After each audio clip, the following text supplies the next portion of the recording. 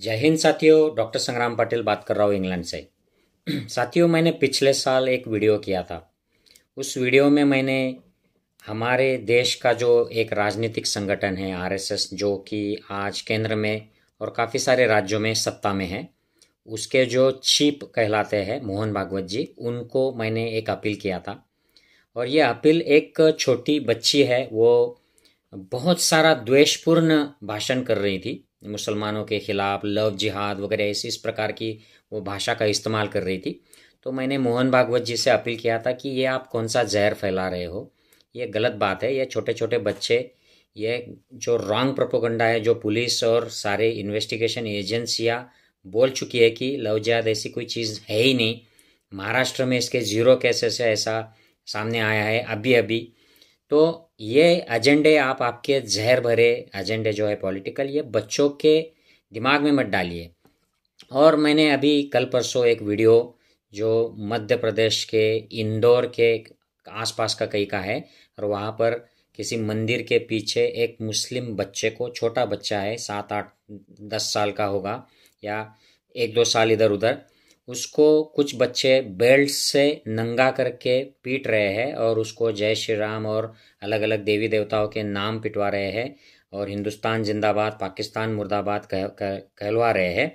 और वो रो रो के अपनी जान बचाने के लिए एकदम उसकी जो सिचुएशन है वो इतनी हॉरिबल है, वो इतना डरा हुआ है कि अगर मैं ये नहीं कहूँगा तो ये मुझे मार देंगे, मैं मर जाऊँगा।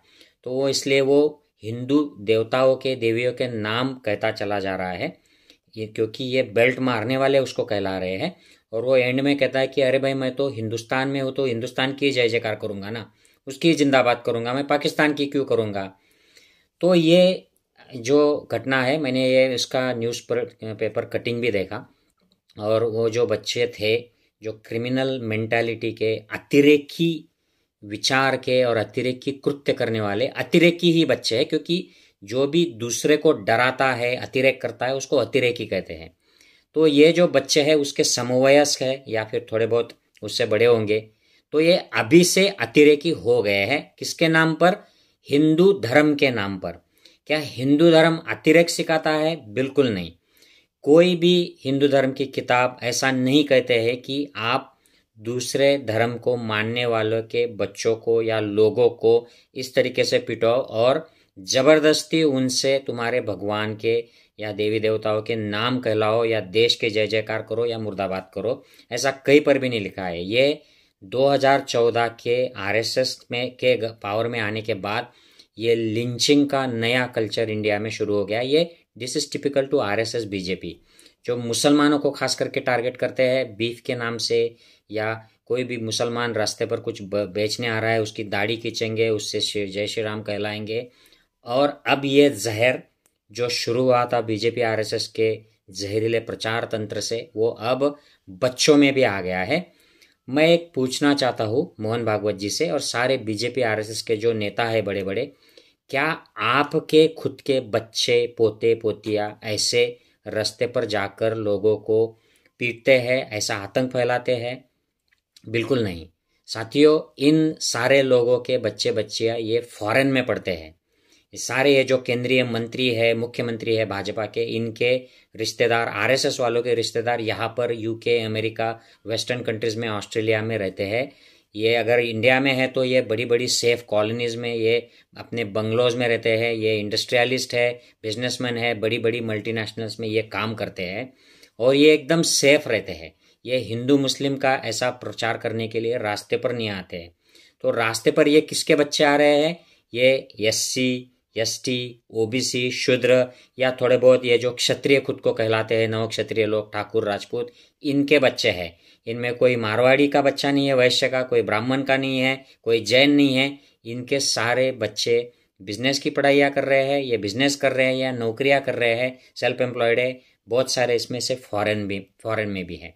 लेकिन बहुजनों में ये जो विष फैला दिया है, ये अब एडल्ट से बच्चों में आ गया है। और ये इतना अनकंट्रोल हो गया है कि मोहन भागवत या हिंदू महासभा या जो भी नेता है बीजेपी के, ये अगर चाहे भी तो ये अब उनके कंट्रोल में नहीं रहा है। ये जहर सिर्फ इस प्रकार समाज में ही नहीं फैला है, ये अब हमारी सारी यंत्रणा में भी फैल गया है।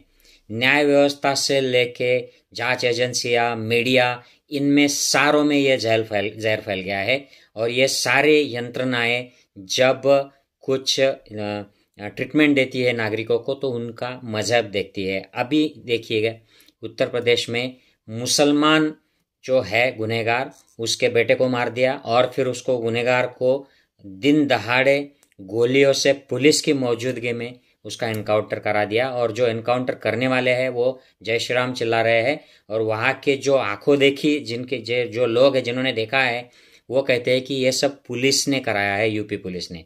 मतलब ये जो जहर जो इतना अनकंट्रोल फैला दिया है इन हिंदुत्ववादियों ने धर्म के नाम पर मुसलमानों के या माइनॉरिटीज़ के खिलाफ, अब ये उनके कंट्रोल में भी नहीं रहा है। तो ये देश के लिए बहुत घातक चीज़ है। और इससे देश में, समाज में जो अस्थिरता, इनसिक्योरिटी हो गई है, इसका जो रिजल्ट है ये देश भुगत रहा है, देश की जनता भुगत रही है। देश में अनएम्प्लॉयमेंट बढ़ गई है, लेकिन ये लोग मंदिर मस्जिद इसके नाम से लोगों को गुमराह कर देते हैं और इस प्रकार की बात चलाकर लोगों का ध्यान भटका देते हैं। महंगाई बढ़ रही है, इनसिक्योरिटी बढ़ रही है, महिलाओं के अत्याचार जो है उसमें अमेरिका जैसे देश ने बोल दिया है उनके नागरिकों को कि अकेली महिला इंडिया में ट्रैवल ना करे। डेमोक्रेसी इंडेक्स कम हो गया, हैप्पीनेस इंडेक्स कम हो गया, कुपोषण का इंडेक्स उसमें भी हम बॉटम को आ गए। मतलब कुपोषित लोगों की संख्या में हम टॉप पर है दुनिया में। तो ये सारे अधोगति की जो वजह है वो यही है साथियों, क्योंकि हमारी सरकार जो आरएसएस की सरकार है अब, इसने हमें इन बातों में उलझा कर रखा है और वो अपने उद्देश्यों को उसको इम्प्लीमेंट करने में लगे हैं। वो अदानी अंबानी को बड़ा कर रहे हैं, उनकी मदद से उनकी गवर्नमेंट को सपोर्ट करा रहे हैं, मीडिया को उन्होंने खरीद लिया है, सारी जांच एजेंसियां खरीद ली है और न्याय व्यवस्था पर भी प्रेशर बढ़ रहा है। और हम बार बार देखते हैं कि कोई न्यायाधीश मारा जाता है, कोई न्यायाधीश पर दबाव बढ़ जाता है, कोई न्यायाधीश को कोई अपने फेवर में रिजल्ट दे दिया तो उसको फिर खासदार एमपी बना दिया जाता है, किसी को गवर्नर बना दिया जाता है। तो इस प्रकार ऐसा जहर इन्होंने फैला दिया है। अब ये कंट्रोल में लाने के लिए हमें संविधान और संविधान के सिवा और कुछ नहीं है, संविधान ही इस्तेमाल में लाना पड़ेगा। और मैं मोहन भागवत जी से अपील करता हूँ कि stop this poisonous propaganda, stop this poisonous agenda. ये बच्चे अब बड़े होंगे, ये 80-90 साल जीने वाले हैं। क्या ये ऐसे ही जहर लेके जिएंगे दिमाग में? क्या ये ऐसे ही जहर फैलाते रहेंगे? तो फिर इस देश का क्या होगा? क्या यही हिंदू राष्ट्र आपको चाहिए? क्या ये तुम्हारा हिंदू धर्म है? हमारा हिंदू धर्म तो ये नहीं कहता है। हमारा हिंदू धर्म तो सबको साथ लेकर चलता है। हमारा कल्चर तो वसुधैव कुटुंबकम का है, इसमें सारे आते हैं। लेकिन आपके हिंदू धर्म में, आपके हिंदुत्व में ऐसा जहर है, उसको प्लीज स्टॉप कीजिएगा, नहीं तो आगे आने वाली जो पीढ़ियां है वो आपको माफ नहीं करेगी, क्योंकि आप देश को बर्बाद कर रखोगे ऐसे एजेंडे से। साथियों, अगर मेरी बात से सहमत हो तो please do share. Take care. जय हिंद साथियों।